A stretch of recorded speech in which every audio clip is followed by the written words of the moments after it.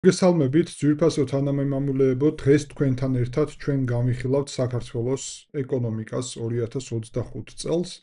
ჩვენი დღევანდელი ანალიზი იქნება სუფთად დაფუძნებული მონაცემებზე და იქედან გამომდინარე ვითარებაზე.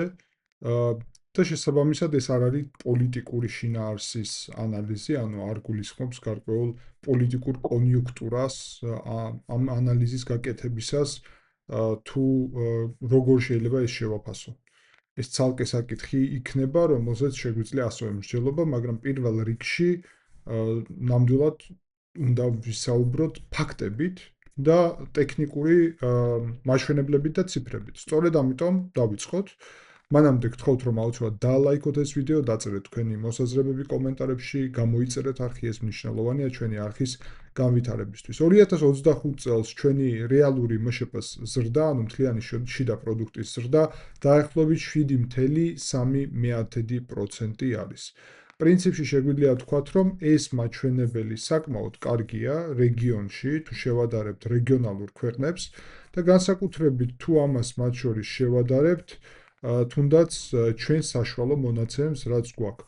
2018 წელს 6.1 ქონდა, 2019 წელს 5.4, პანდემიის დროს რა თქმა უნდა ძალიან დიდი ვარდნა იყო 6.8 ვარდნა, ანუ შემცირება.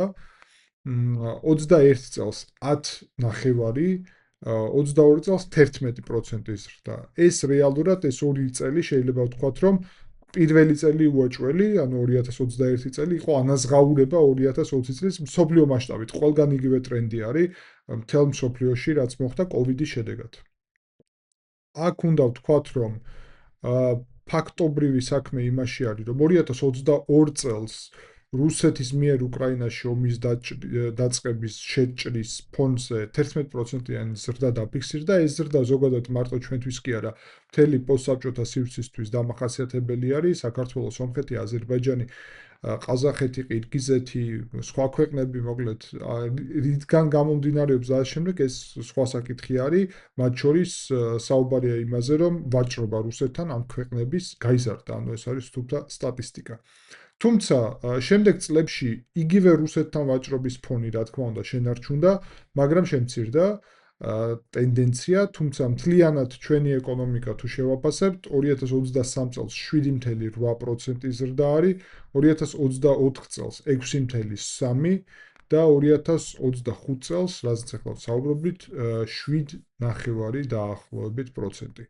პრინციპში 7.9% თუ შევადარებთ სომხეთს და აზერბაიჯანს, საკმაოდ კარგი მაჩვენებელი არის. სომხეთში დაახლოებით 5.2% არის ზრდა, შესაბამისად უკეთესია და აზერბაიჯანში საერთოდ 1.9%-ია დაახლოებით ზრდა, ანუ იქ ძალიან არის შემცირებული ზრდის ტემპი. თუმცა ხო, გააჩნია რომელ ქვეყანას შევადარებთ, არც ყოველთვის არ უნდა შევადაროთ მაინც ჩვენ სამეზობლოს და შეგვიძლია ვთქვათ, აქ უკვე სტრუქტურული კითხვა არის, ეს 7.3-7.5% ზრდა, რა ტიპის ზრდა არის, ვის ეხება, რა სტრუქტურის არის, ხო, ხარისხის, იმიტომ რომ მთელი ამბავი პოლიტიკოსების იმაში არის, როცა ამ ზრდაზე საუბრობენ, ნებისმიერ ადგილას, მაგრამ განსაკუთრებით ჩვენთან ახლა, რომ საუბრობენ, ასე იგი, ხარის ემაზე, რაოდენობაზე, მაგრამ ხარისხზე არ საუბრობენ ამის, ეს ძალიან მნიშვნელოვანი საკითხია, ანუ სად იზრდება, რა ტიპის ზრდა არის და რამდენად ეს ზრდა ემსახურება მოქალაქეთა რეალური შემოსავლების ზრდას. ეს არის მთავარი საკითხი. ამაზე ვისაუბრებთ. თუმცა უნდა ვთქვათ, რომ აქ ამ ზრდაში პრინციპში ჩვენ ვხედავთ, რომ მათ შორის ტრანსპორტის და ტექნოლოგიების კომუნიკაციების მიმართულებით 20%-იანი ზრდა არის წლიდან წლამდე 2025 წლისთვის, რაც პრინციპში საკმაოდ კარგი მაჩვენებელი არის. სოფლის მეურნეობაში და ენერგეტიკის მიმართულებით მესამე კვარტალში, ანუ ბოლო მონაცემებით, შემცირება არის 5%-იანი და ფინანსური სერვისების კუთხით 15%-იანი ზრდა არის პრინციპში. სერვისებზე არის ჩვენი ეკონომიკა ორიენტირებული მეტწილად, განსაკუთრებით სავაჭრო ნაწილს ეკონომიკის, საცალო ვაჭრობა და ასე შემდეგ მოაქვს დაახლოებით 15% MŠP-ს.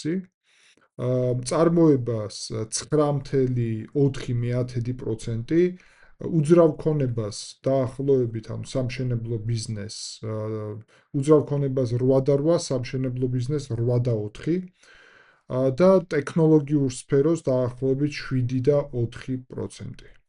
7.4. ხოლო სოფლის მეურნეობას 7.3%. და რეალურად თუ ვნახავთ, ყველაზე დიდი მხარდაჭერა უმუშევრობის შემცირების პრინციპში რაც დავინახეთ ოფიციალური სტატისტიკის მიხედვით, რომელიც როგორ ითვლება და რატო ითვლება ეგრე და არ ითვლება სხვანაირად, სერიოზული საკითხი არის, ზოგადად манипуляციის ერთ-ერთი საშუალებაა, მაგრამ ნებისმიერ შემთხვევაში ოფიციალური სტატისტიკით ახლა უმუშევრობის დონე არის 13.3%. ხო, დავაზუსტებ, რომ ეს არ ნიშნავს, რომ ამდენი პროცენტი არის უმუშევარი. ეს ნიშნავს, რომ ამდენი პროცენტი აქტიურად ეძებს სამსახურს გარკვეული ვადებში და გარკვეული ძალისხმევით, თორე რეალური უმუშევრობის დონე, ანუ ვინც არ მუშაობს, შეიძლება იყოს გაცილებით მეტი, კი არა და არის ყოველთვის გაცილებით მეტი. ეს არის შეფასება კონკრეტული კრიტერიუმებით, საიდანაც არჩევენ, რომ უმუშევარი, რომელიც ბოლო თვეების განმავლობაში ეძებს სამსახურს კონკრეტულად და ვერ პოულობს, თორე ვინც ბოლო თვეების განმავლობაში პირობითად არ ეძებს სამსახურს, ის უმუშევრად არ ითვლება ამ სტატისტიკის მიხედვით. უცნაურია, მაგრამ ასე არის. ინფლაციურ და მონეტარულ პოლიტიკას თუ შევხედავთ, მაშინ შეგვიძლია ვთქვათ, რომ პრინციპში ინფლაცია 2005 წელს გაიზარდა და 2025 წლის ნოემბრის თვეში ინფლაციური მაჩვენებელი 4.8% იყო დაახლოებით, ხოლო დეკემბერში 4%-მდე შემცირდა, ზოგადად იქ არის დაახლოებით, რა თქმა უნდა, მოქმედებს ამაზე, მათ შორის პერიოდი, ანუ წლის განმავლობაში სხვადასხვა დინამიკა არის ხოლმე ინფლაციაში, თუმცა უნდა ვთქვათ, რომ ეს 4%-იც გაცილებით მეტია, ვიდრე 3% ეროვნული ბანკის 3% ჩვენს შემთხვევაში. და პრინციპში ეს უკავშირდება მეტწილად მზარდ ფასებს საკვებზე. შესაბამისად, ინფლაციური მაჩვენებლის ნაწილი, რომელიც გამორიცხავს საკვებს და ენერგეტიკულ ნაწილს, ანუ მაგალითად ელექტროენერგიის საფასურს, ან ბენზინის საფასურს და ასე გაზის საფასურს, დაახლოებით 2.4% არის. ანუ ჩვენ ხედავთ, რომ ინფლაცია ამ ნაწილში გაცილებით ნაკლებია, რეალური ინფლაციური ზრდა გაცილებით მეტია, რაც ეხება ფასებს საკვებზე და ენერგომატარებლებზე. ენერგომატარებლების მხრივ ჩვენ ძირითადად იმპორტიორი ქვეყანა ვართ, ამიტომ პრინციპში აქ ნაწილობრივ შეგვიძლია მთავრობის პასუხისმგებლობაზე საუბარი, მაგრამ ასევე შეგვიძლია, რა თქმა უნდა, თუმცა საკვების მიმართულებით ნამდვილად უცნაური მდგომარეობაა და მე ახლა ამ სტატისტიკას რო გიზიარებთ, არ მიკვირს, რატომ გახადეს ეს თემა აქტუალური, იმიტომ რომ მოქალაქეები გრძნობენ ამ პრობლემას საკუთარ ცხოვრებაში და ეს აისახება მათ შორის სტატისტიკაში. ანუ იმის ფონზე, რომ ეკონომიკა იზრდება სტატისტიკურად, მშპ მთლიანი შიდა პროდუქტი, ჩვენ ხედავთ, რომ რეალურად ინფლაციური მაჩვენებელი მიუხედავად იმისა, რომ სტაბილური უნდა იყოს, არ არის სტაბილური.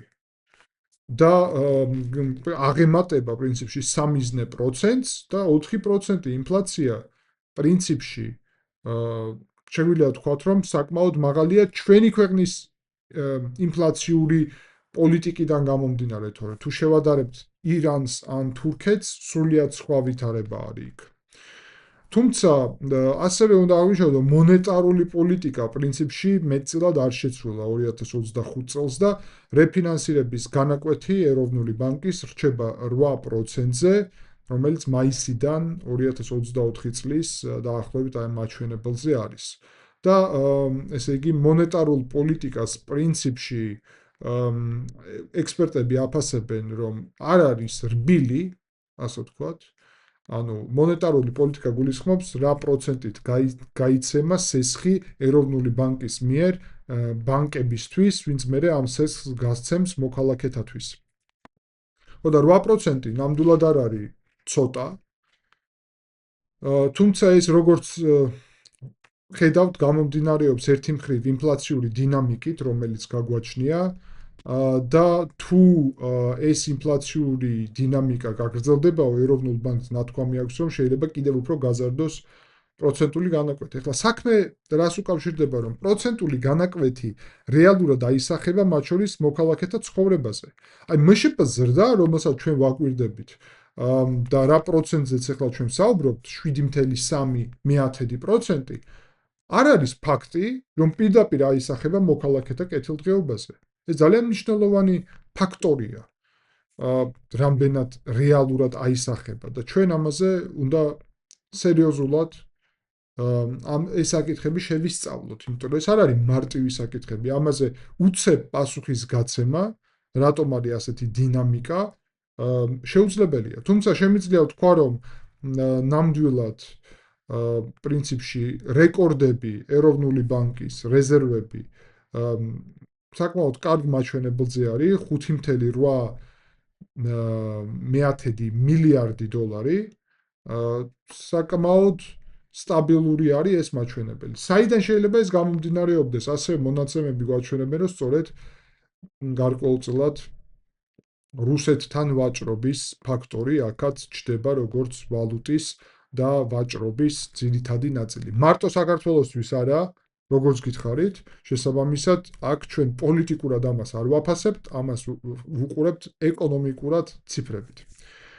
პრინციპში ბიუჯეტური პოლიტიკა არის საკმაოდ საინტერესო ნაწილი ახლა, როცა ვნახავთ, დეფიციტი წლიური ბიუჯეტის 2.5%-ის ფარგლებში იყო გათვლილი ბიუჯეტში დაახლოებით და შეგვიძლია ვთქვათ, რომ აღმოჩნდა ოდნავ ნაკლები 2.3% მშპ-ში და ეს გამომდინარეობს იქედან გამომდინარეობს, ცოტა უფრო მეტი შემოსავალი მიიღო ბიუჯეტმა, ვიდრე ამის მოლოდინი ჰქონდა ბიუჯეტის პროგნოზირებისას მთავრობას.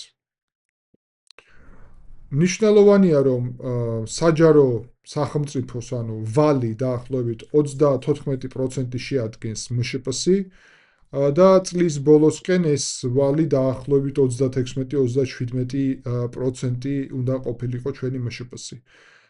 დაახლოებით 36 მილიარდი ლარი ოდენობის. ეს პრინციპში არის ნაკლები, ვიდრე 40%-იანი შეზღუდვა, რომელიც არის ამ მშპ-ზე კანონით. მაგრამ აქ აღსანიშნავია ზოგადად, რომ ჩვენი ვალი მშპ-ს საკმაოდ ჯანსაღი არის. გულისხმობ იმას, რომ გაცილებით უფრო რთული ვითარება არის ბევრ ქვეყანაში, მაგრამ ის ქვეყნები მეტწილად არის უკვე სერიოზულად განვითარებული ქვეყნები. ამიტომ ჩვენი ტიპის ეკონომიკისთვის მე არ ვიტყოდი, რომ 37%-იანი მშპ-ს სადმი ვალი არის, ასე ვთქვათ, კარგი ჩვენი ქვეყნისთვის. ნამდვილად ამას არ ვფიქრობ და ვფიქრობ, რომ შესამცირებელია მნიშვნელოვნად ეს ვალი, იმიტომ რომ ჩვენი ტიპის ეკონომიკა რეალურად პირდაპირ რომ ვთქვათ, სადაც ბევრი გეოპოლიტიკური ფაქტორი ცვლის ეკონომიკის სტრუქტურას, მათ შორის იქნება ეს პანდემია, იქნება ეს რაიმე კონფლიქტები რეგიონებში და ასე შემდეგ, გულისხმობ ფართო რეგიონს, ხო, კავკასიის რეგიონს მაგალითად, დაძაბულობა ზოგადად და ასე შემდეგ, ტურისტულ დინამიკას ცვლის, საიდანაც შემოდის უცხოური ვალუტის შემოსავალი, ცვლის სავაჭრო დინამიკას უცებ, მათ შორის რუსეთი როგორც მთავარი მოთამაშე, თურქეთი ასევე, სადაც ეკონომიკური სირთულეებია. შესაბამისად, ჩვენ მეტი ლავირების საშუალება უნდა გქონდეს ჩვენს ეკონომიკას და ამისთვის უნდა გქონდეს ძალიან დაბალი მაჩვენებელი ჩემი შეფასებით ვალის, იმისთვის, რომ ნებისმიერ საჭირო დროს გქონდეს მეტი საშუალება, რომ აიღოს ახალი ვალი თუ ეს დასჭირდება. ანუ პირობითად გაცილებით მეტი სივრცე ექნებოდა კრიზისის დროს ვალდებულებების აღების, თუ პროცენტი იქნებოდა 5-დან 10%-მდე მაგალითად ჩვენი ვალის. ასევე უნდა ვთქვათ, რომ მთლიანობაში FDI-ები, ანუ პირდაპირ უცხოური ინვესტიციები, ასე ვთქვათ, შერეულ ტრენდს გვიჩვენებენ. დაახლოებით პირველი 3 კვარტლის შეფასებით 1.3 მილიარდი FDI იყო, ანუ პირდაპირ უცხოური ინვესტიცია, რაც 15%-ით აღემატება წინა წლის მაჩვენებელს და რეალურად FDI ამ შემთხვევაში ვერ გვეუბნება ზუსტად მონაცემებს და განვითარებას. ზოგადად პოზიტიურ მონაცემებს გვიჩვენებს, მაგრამ რა შინაარსობრივი დატვირთვა აქვს აქაც FDI-ს, ვინ არის ჩართული ამ FDI-ებთან პირდაპირ უცხოურ ინვესტიციებში, ძალიან საინტერესო ფაქტორია.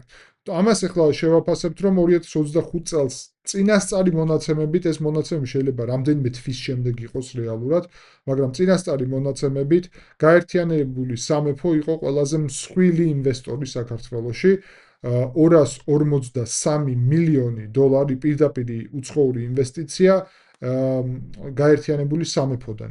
შემდეგ მეორე ადგილზე არის თურქეთი 9%-ით და შემდეგ ჩეხეთის რესპუბლიკა. თუმცა ეს მეორე კვარტლის მონაცემები არის. მესამე კვარტალში ვითარება შეიცვალა და შეერთებული შტატები გახდნენ პირველი ინვესტორი 93 მილიონი დოლარით, 18% დაახლოებით. ესპანეთი მეორე ადგილზე იყო 72 მილიონი დოლარის ინვესტიციით და თურქეთი უკვე მესამე ადგილზე 70 მილიონი დოლარის ინვესტიციით. მეოთხე კვარტლის მონაცემები ჯერ არ გაგვაჩნია, რომ შევაფასოთ. ანუ ზოგადად, როგორც გითხარით, პირდაპირ უცხოური ინვესტიციების მიმართულებით დაახლოებით 20%-იანი, 15%-იანი უпростоრად ზრდა არის წლიდან წლამდე, რაც პრინციპში ცუდი მაჩვენებელი არ არის იმის ფონზე, რა პოლიტიკური ვითარებაც გვაქვს ზოგადად და რა განვითარებებიც გვაქვს. თუმცა ეს შეიძლება ძალიან მალე შეიცვალოს, იმიტომ რომ როგორც ხედავთ, მთავარი ინვესტორები არის შეერთებული შტატები, გაერთიანებული სამეფო, ჩეხეთი, ანუ ევროკავშირის წევრი ქვეყანა, ესპანეთი, ევროკავშირის წევრი ქვეყანა და თურქეთი. ანუ რეალურად ერთადერთი გამონაკლისი აქ არის თურქეთი. დანარჩენ ქვეყნებს წარმოუდგენლად ვექცევით პოლიტიკურ რიტორიკაში იცით ეს, რაც იმას ნიშნავს, რომ თუ ესეთი პირდაპირ უცხოური ინვესტიციები შეწყდება, ამას ექნება მყისიერი გავლენა ჩვენს ეკონომიკაზე. დაახლოებით 1.5 მილიარდი პირდაპირ უცხოური ინვესტიციები გვაქვს, რაც ჩვენი ტიპის ეკონომიკისთვის არის უზარმაზარი მნიშვნელობის მქონე. და ჩვენი ზომის, არა მხოლოდ ტიპის, არამედ ზომის ეკონომიკისთვის. სავაჭრო ბრუნვას რაც შეეხება, ვაჭრობას აქვს მნიშვნელოვანი წვლილი პრინციპში ჩვენს ეკონომიკაში და 23 მილიარდ დოლარს მიაღწია ვაჭრობამ. 9.5%-ით არის ზრდა ვაჭრობაში. პრინციპში შემიძლია ვთქვა, რომ აი ვაჭრობა არის მთავარი ჩვენი ნაწილი ეკონომიკის, ასე ვთქვათ, სერვისებში მათ შორის შედის და ვაჭრობის მდგენელი ასევე ჩემი შეფასებით მნიშვნელოვნად უკავშირდება სწორედ რუსეთს. და პრინციპში ეს არ არის მოულოდნელი ამბავი ყველასთვის, იმიტომ რომ MŠP-ს ეს ზრდა საიდანღაც უნდა მოდიოდეს და საიდან მოდის? ყველას აინტერესებს ეს. და სად მიდის ეს MŠP-ს ზრდა, ეს მეორე საკითხი არის. ვაჭრობას რაც შეეხება, ექსპორტი არის დაახლოებით 6.6 ესე იგი მილიარდი დოლარი, 10%-იანი ზრდა ექსპორტში და იმპორტში არის 16.6 მილიარდი დოლარი, 9%-იანი ზრდა იმპორტში. ჯამში, როგორც გიხარით, 23 მილიარდი დოლარი. სავაჭრო დეფიციტი შეადგენს 10 მილიარდ დოლარს, რაც 53%-ია. საკმაოდ მაღალი გვაქვს სავაჭრო დეფიციტი. ეს ძალიან სერიოზული ამბავია ჩვენთვის, იმიტომ რომ პრინციპში შეგვიძლია ვთქვათ, რომ ვალუტაზე დამოკიდებულება აქედან გამომდინარე, ანუ უცხოურ ვალუტაზე, დოლარზე მაგალითად, ძალიან დიდი გვაქვს და ნებისმიერი პროცესების დროს შეიძლება სირთულეების გეოპოლიტიკური, კლიმატური საგანგებო, მათ შორის ჯამთაცვის, ჯამრთელობის და ასე შემდეგ, ხო, ნებისმიერი ტიპის განვითარებისას ეს დეფიციტი ჩვენთვის, რა თქმა უნდა, cash flow-ს, ანუ კაპიტალის შემოდინების მიმართულებით სერიოზული პრობლემა შეიძლება იყოს. გავაგრძელოთ და ექსპორტში ძირითადად მანქანების რეექსპორტი არის ჩვენი მთავარი ამ მომენტისთვის. 2.6 მილიარდი დოლარი, დაახლოებით წლის განმავლობაში 40% ჩვენი ექსპორტის. ეს რეექსპორტი უпростоრად მანქანების ძირითადად მის ევრაზიულ ბაზრებზე.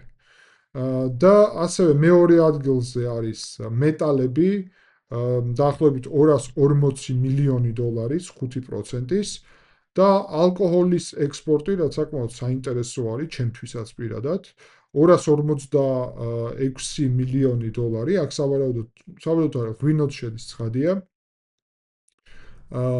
და ღვინოს წვლილი არის დიდი აქ. დაახლოებით 4% არის ჩვენი ექსპორტის. სხვა ასევე უფრო მცირე, ესე იგი, დგენელებიც გვაქვს ზოგადად, მათ შორის სოფლის მეურნეობა, საკმაოდ მცირე ექსპორტი და ასე შემდეგ. მთავარი საექსპორტო ბაზრები ჩვენთვის, ეს არის ძალიან საინტერესო. ყირგიზეთი არის საქართველოს მთავარი საექსპორტო ბაზარი, 1.3 მილიარდი დოლარის ექსპორტი განვახორციელეთ ყირგიზეთში, ანუ ჩვენ ნახეთ, რომ ჩვენი ექსპორტი შეადგენს 6.6 მილიარდს და აქედან გამოდის, რომ დაახლოებით, ესე იგი, 20% მიდის ყირგიზეთში. და ეს არის სრულიად ახალი, ასე ვთქვათ, მიმართულება. თუმცა აქ არის მთავარი კითხვა, მართლა მიდის ყირგიზეთში? ფიზიკურად. და როგორ მიდის ყირგიზეთში? საბუთებით მიდის ყირგიზეთში, ნამდვილად, და აქ ეჭვი არანაირი არ არსებობს. მეორე ადგილს იკავებს ყაზახეთი 850 მილიონი დოლარით და მესამე ადგილს იკავებს ჩვენს ექსპორტში რუსეთი 670 მილიონი დოლარით. ანუ ჩვენ ახლა რომ ვთქვათ, შევაჯამოთ ეს მონაცემები, შეგვიძლია ვთქვათ, რომ დაახლოებით 3 მილიარდი დოლარის ექსპორტი ჩვენი, ანუ დაახლოებით ნახევარი, ოდნავ ნაკლები, დაახლოებით ნახევარი ჩვენი ექსპორტის მიდის აი ამ სამ ქვეყანაში. ყირგიზეთი, ყაზახეთი, რუსეთი. სამივე არის ევრაზიული ეკონომიკური კავშირის წევრი. ძალიან საინტერესო ფაქტი არის ეს. ამავდროულად ჩვენი ექსპორტი ასევე მოიცავს პრინციპში მეზობელ ქვეყნებს, სომხეთს, აზერბაიჯანს, თურქეთს, ჩინეთს, ევროკავშირს საკმაოდ მცირე პროცენტებით და ეს არის საბოლოო ჯამში ჩვენი ექსპორტის 80%. იმპორტის მიმართულებით რაც შეეხება 3.5 მილიარდი დოლარის მანქანები გვაქვს იმპორტირებული, 20% ჩვენი იმპორტის არის მანქანები. შემდეგ ადგილს იმპორტში იკავებს 1.2 მილიარდი დოლარი გადავიხადეთ, ანუ ნავთობპროდუქტებში, იქნება ეს გაზი თუ ნავთობი, ბენზინი.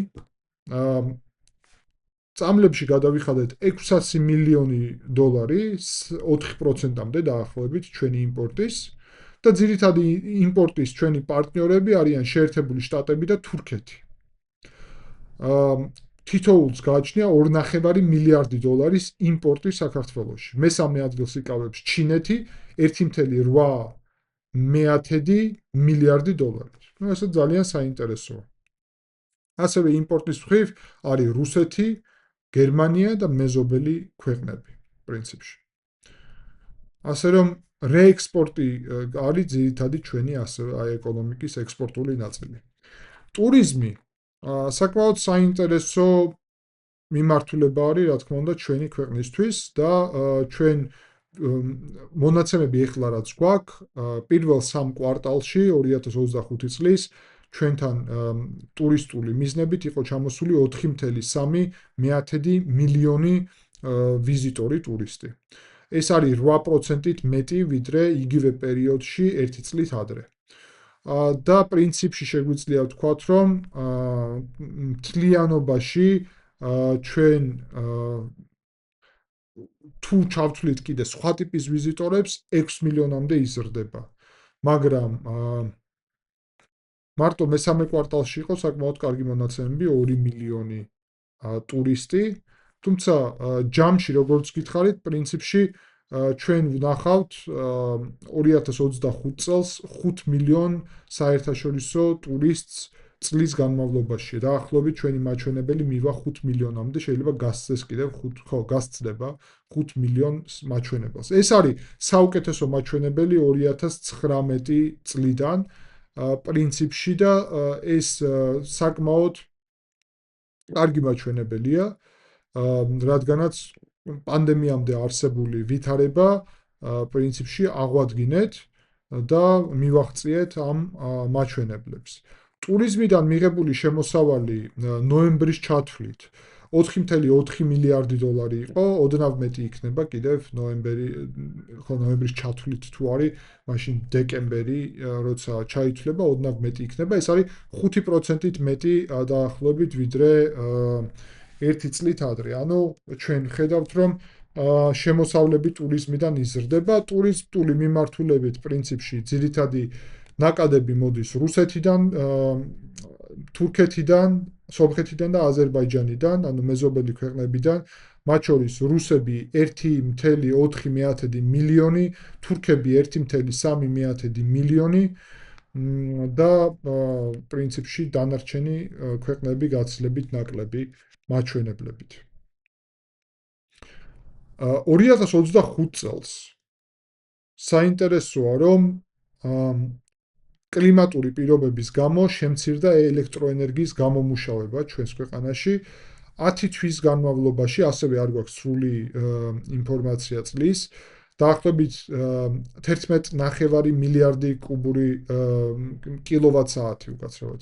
კილოვატ-საათი ელექტროენერგია გამოვამუშავეთ, რაც 6%-ით ნაკლები არის იგივე პერიოდის განმავლობაში 1 წლით ადრე. ანუ შემცირდა პრინციპში ელექტროენერგიის გამომუშავება. ეს ერთი მხრივ უკავშირდება ჰიდროელექტროსადგურებს და ამავდროულად როგორც ჩანს, იმისთვის რომ ამის კომპენსაცია მომხდარიყო ჰიდროელექტროსადგურების მიღებული, ასე იგი, ელექტროენერგიის თბოელექტროსადგურების მუშაობა 2025 წლის ბოლოს გაცილებით უფრო აქტიური ტემპით მიმდინარეობდა და 232 ესე იგი მილიონი კილოვატ-საათი გამოიმუშავეს მაგალითად თბოელექტროსადგურებმა ოქტომბერში. ანუ თბოელექტროსადგურები დამოკიდებული არიან ძირითადად გაზზე და შესაბამისად ჩვენ გვაქვს ვითარება, რომ პირდაპირ ვთქვათ, ესეც იმპორტული პროდუქტი არის, ანუ საკმაოდ ძვირი გვიჯდება, მოკლედ ელექტროენერგია, როდესაც ეს მოდის თბოელექტროსადგურებიდან და არა ჰიდროელექტროსადგურებიდან. და შესაბამისად გასაგებია, რომ რადგანაც გაზსაც ვყიდულობთ მეზობელი ქვეყნიდან პრინციპში ძირითადად აზერბაიჯანი და რუსეთი, ამ შემთხვევაში გასაგებია, რომ ეს აწვება ჩვენს ასევე ფინანსურ შესაძლებლობებს. და ელექტროენერგია პრინციპში თლიანად რაც იმპორტი ქონდა, იყო რუსეთიდან. ეს ძალიან მნიშვნელოვანი ფაქტორი. ჩვენი ელექტროენერგიის სისტემა მნიშვნელოვნად არის დამოკიდებული ჰიდროელექტროსადგურებზე და მათ შორის შესაბამისად წვიმაზე. ნებისმიერი წვიმის დეფიციტი და გახსოვთ, რომ შემოდგომა ძალიან დაბალი წვიმების რაოდენობით იყო დახასიათებული საქართველოში, პრინციპში აქედან გამომდინარეობს ის ფაქტორი, რომ ჰიდროელექტროსადგურებიდან გამომუშავებული ელექტროენერგიის მაჩვენებელი მნიშვნელოვნად დაიკლო. შესაბამისად, ანუ ეს სექტორი, როგორც ასეთი, ჩვენთვის პრინციპში 3.3%-ით კლებით აღინიშნება მესამე კვარტალში. რაც საკმაოდ ცუდი მაჩვენებელია, მაგრამ ამ შემთხვევაში პრინციპში ჩვენზე დიდად დამოკიდებული შეიძლება არ იყოს, მაგრამ მეორე მხრივ პირდაპირ უნდა ითქვას, ხო, ჰიდროელექტროსადგურები შეიძლება გრძელვადიან პერსპექტივაში არ იყოს მდგრადი.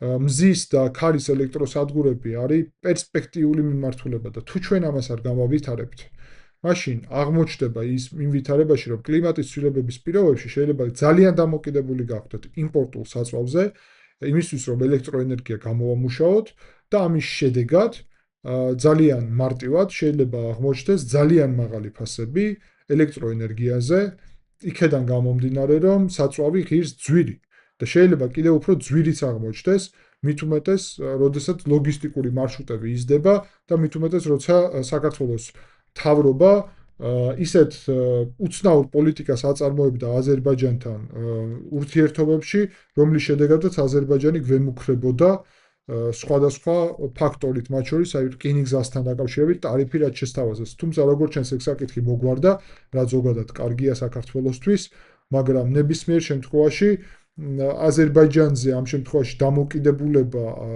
არის მნიშვნელოვანი, ანუ თუ ფასი მკვეთრად გაიზრდება, პრობლემები შეგვექმნება ნამდვილად.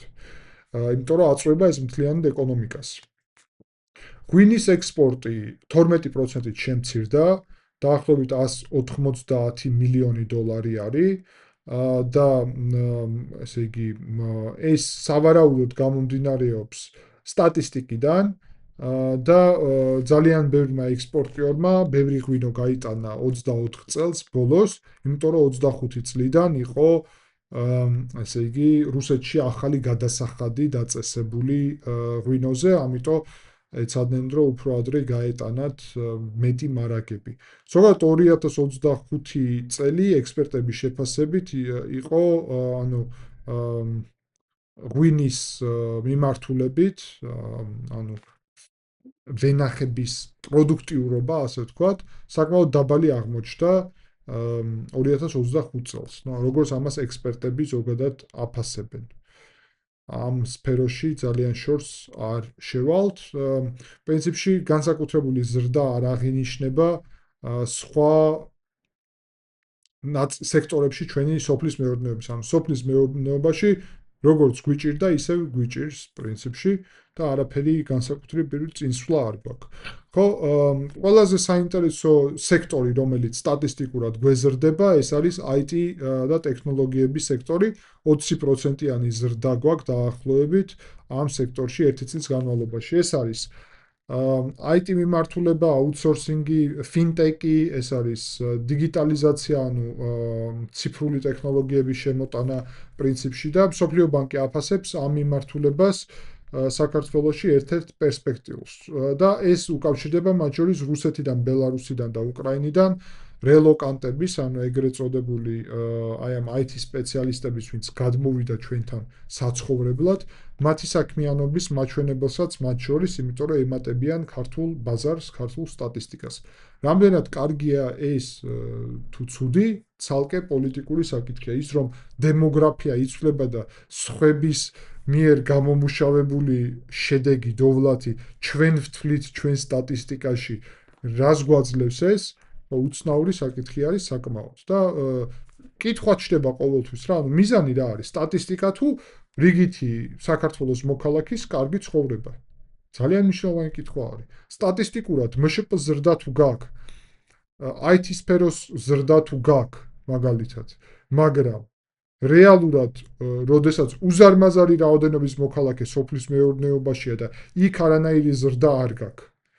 ეს ნიშნავს იმას, რომ იმ მოქალაქეების დოვლათი არ იზრდება. და იზრდება ვისი დოვლათი მაშინ?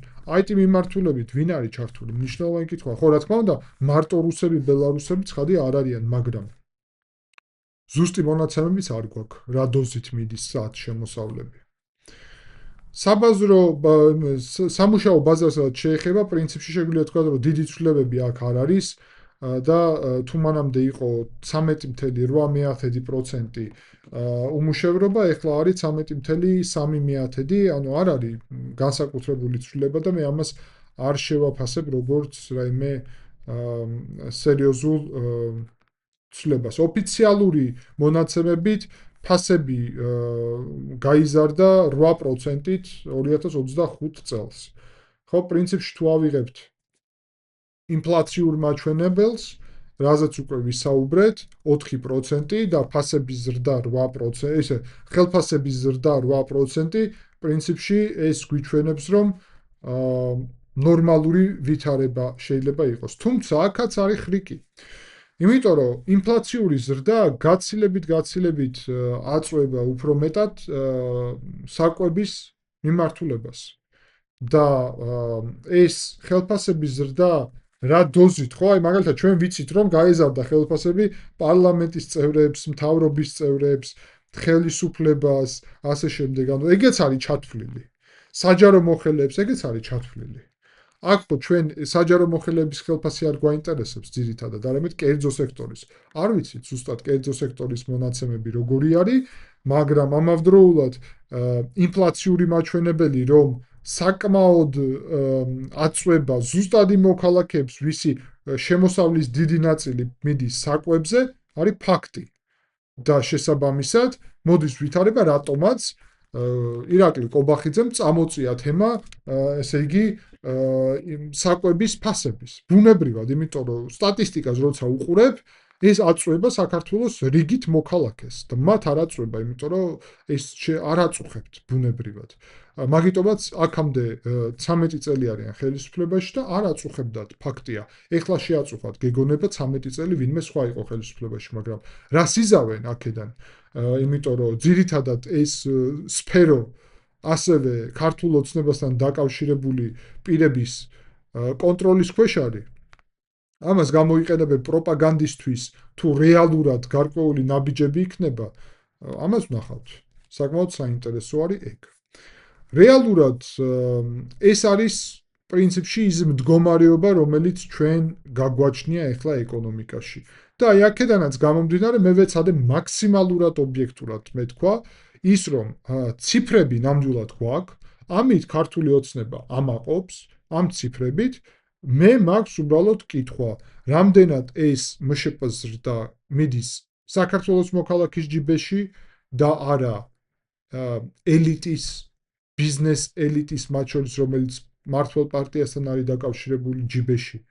რამდენად ეს ზრდა არის რეალური და არა რეალურად რუსეთის მიმართულებიდან გამოწვეული, ანუ გინდ რუსეთში ექსპორტი, გინდ რუსეთიდან იმპორტი, გინდ რუსეთთან ვაჭრობა, გინდ რუსეთიდან წამოსული რუსები საქართველოში. მოკლედ, ეს ყველაფერი სერიოზული კითხვებია, იმიტომ რომ ეს ყველაფერი რამდენად აძლევს რეალურ სარგებელს ქართულ სახელმწიფოს, ქართველ ერს, საქართველოს მოქალაქეებს. თუ არ აძლევს და სტატისტიკურად არის და ამავდროულად ფასები იზრდება და ინფლაცია აწვება საქართველოს რიგით მოქალაქეს, რომელიც ვერ პოულობს საშუალებას გადაიხადოს ეს ყველაფერი და თუ ამავდროულად ხელფასები იზრდება, მაგრამ ვისი ხელფასები იზრდება, თუ ხელისუფლების ხელფასები იზრდება მეტწილად, მაშინ ხო გამოდის, რომ ეს სტატისტიკა, რაზეც ახლა ჩვენ ვისაუბრეთ, არ არის რეალური. უბრალოდ არ არის რეალური. არის ნამდვილი იმ კუთხით, რომ სტატისტიკურად მონაცემები სწორია, მაგრამ რეალური ზრდა, რეალური კეთილდღეობა, რეალური შემოსავალი პრაქტიკულად ქართველი ამას რიგითი ქართველი, რიგითი საქართველოს მოქალაქე გამოდის, რომ ამას ვერ ხედავს. და სულიად შესაბამისობაში არის რეალურად იმ ვითარებასთან, რომელსაც მე ვიცნობ ამ ქვეყანაში. ანუ მე რასაც ვხედავ, რომ სტატისტიკურად ყველაფერი გვაქვს მშვენივრად, ფაქტობრივად, საერთოდ არ არის ეს მშვენიერი მდგომარეობა ეკონომიკაში. საერთოდ არ არის. და შესაბამისად, ყოველთვის მიჩნდება კითხვა, როგორ და რანაირად. და ეხლა თქვენთან ერთად ამ ანალიზში ჩვენ ვეცადეთ, რომ ლოგიკურად მისულიყავით დასკვნამდე, როგორ გამოდის, ასე როგორც გამოდის. იმედია საინტერესო იყო, გთხოვთ რომ დაწეროთ კომენტარებში თუ იყო საინტერესო, რამდენად დაგაინტერესათ ასეთმა ფორმატმა, საერთოდ ეს მსჯელობა, ეს კომენტარები ასევე სასარგებლო არის ჩვენი არხის განვითარებისთვის და რაც უფრო არხი ვითარდება, მათ შორის რაც უფრო მეტი ნახვა არის, ბუნებრივად მიჩნდება მეტი სურვილი, რომ უფრო საინტერესო მასალა მოგაწოდოთ, იმიტომ რომ არხი არის ახალი დაწყებული, პრაქტიკულად დღეებია, რაც დავიწყე ეს არხი და შესაბამისად ახლა ხანს იწყება გავრცელება საერთოდ ვიდეოების, პირველ ვიდეოებს ძალიან მცირე ნახვები ქონდა, ახლა უკვე მივაღწევთ გარკვეულ ნორმალურ რაოდენობას ნახვების, რამდენიმე 1000 ნახვა მაინც აქვს თითო ვიდეოს, რისთვისაც მადლობელი ვარ და ამიტომ ვაფასებ თქვენს მხარდაჭერას, იქნება ეს ლაიქი, კომენტარი, გაზიარება თუ ასე შემდეგ. დიდი მადლობა ყურადღებისთვის, შევხვდებით შემდეგი ანალიზისას.